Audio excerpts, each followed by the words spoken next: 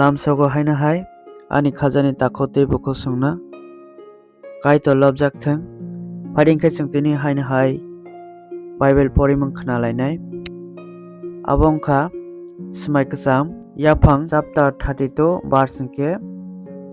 1 ni simi 21 jora chung khnalaiano phaidi oro kok bokhrogo tongo Isaac bai malaina bagui jai wngma Jacob lama tei thangui tongphuru kaitoni suwari rok bobai phai malai phaikha Jacob borokno nukhe hai hinui sakha omo kaitoni sengkrak se haike bo a jagani mung Mahanaim hinui mungpharkha a borok bini takhok Isaac no Aidomni Serir hao hai hinui sawi borok roi rohorkha noro ani nokphang Isaac no hai hinui sadi nini seleng Jacob omo hai sao ang buini hao Labani oro tabok jora tongkha te ani musuk chelarok korai chirkarok untok rok chela te burui seleng rok tongo ang nungbai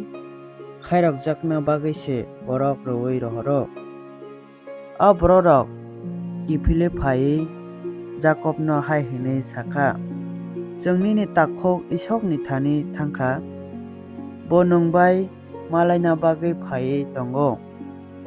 bobai baksa borok khorok burui-ra tongo Jacob kiwi wana jakha haike bobo bai baksa tongma borok no khangnui khe swkakha tei mera rok pun rok malmata rok tei maging rok no bo haino swkakha bo hai hinui wansukha bodol kaisa no sprak phaisani tei kaisa bodol kharei mannai aphoroke Jacob hai hinui sakha o ani chuchu Abraham kaito tei apha Isaac ni kaito nini sakni hao tei sakni borok ni thani kifilei thangdi ang nini kaham khlainai hinui ano sanai subrayong angle nini khairokma tei soikhe naijakna chukya nini selengsi raidang kongsa simi yago khe nongkhorei Jordan lai thangma se tabo ani bodol gwnui wngkha ani takhok Isaac ni yakni ano phiyogjadi hinui ang surijao tamni hunmale bo chungno swpragui chungno bebak no sokomorui painai tei burui bwsa cherai bwsa rok no boda bwtharui pailangno hinui ang kirio tamo khe nung ang nini kaham khlainai tei nini bosong twijlangni hasing haikhe ernai abono lekhaui paimanbla o kokbo sakha a horobo orono tongkha tei bini takhok Isaac ni bagui bini oro tongmarokni bisingni no makranui punjok tei makchinui punjoa makranui merajak tei makchinui mera chela mak thamchi abok tei rwnai mangingong tei aborokni bwsa mak brwichi musuk burui tei makchi musuk chela mak nuichi korai chitka burui tei